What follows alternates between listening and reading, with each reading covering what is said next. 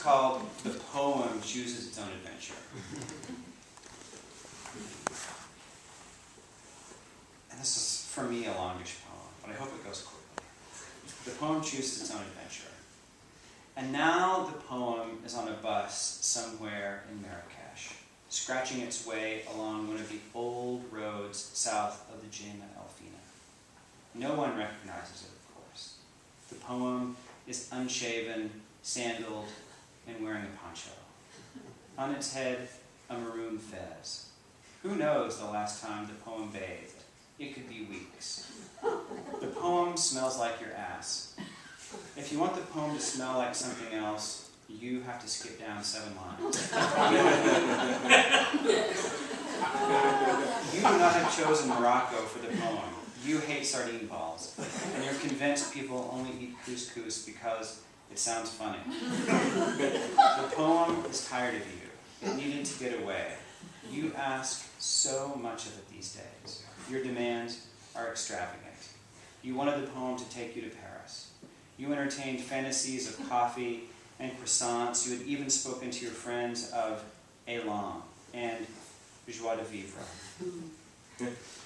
When is the last time you did anything for the poem? It's always about you. It still is, you know. Even now, in line 19, you can't get past your own expectations. But the poem has needs of its own. It's like a dog that was born on a leash. It's like a dog. It's like a leash. Snap it on, tell it to bark, tell it to lie down, make it beg. You forced it to sleep outside its whole life, and now the poem's in a jungle in Bolivia, an ashram in Orissa, a whorehouse in Amsterdam. You didn't even know you wanted a poem with the word whorehouse in it, but the poem did. And that's the difference. It's about care. It's about attention. It's about giving. And let's face it, you are a taker. And so the poem is golfing in Orlando, hiking in the Alps. The poem is on the move.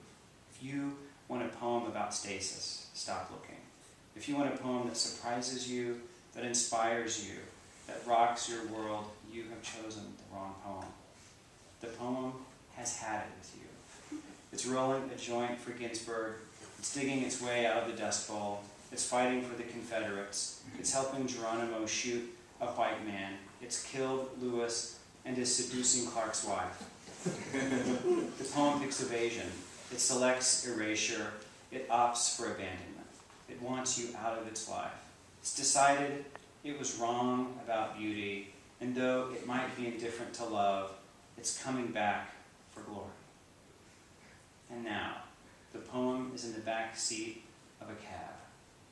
Your address in its GPS. Its sideburns are longer. It's wearing a dress.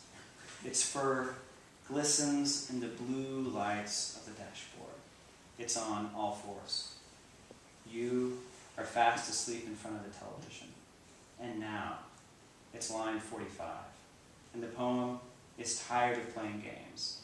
And so it has finally decided, despite everything you might have expected, to end it all right here.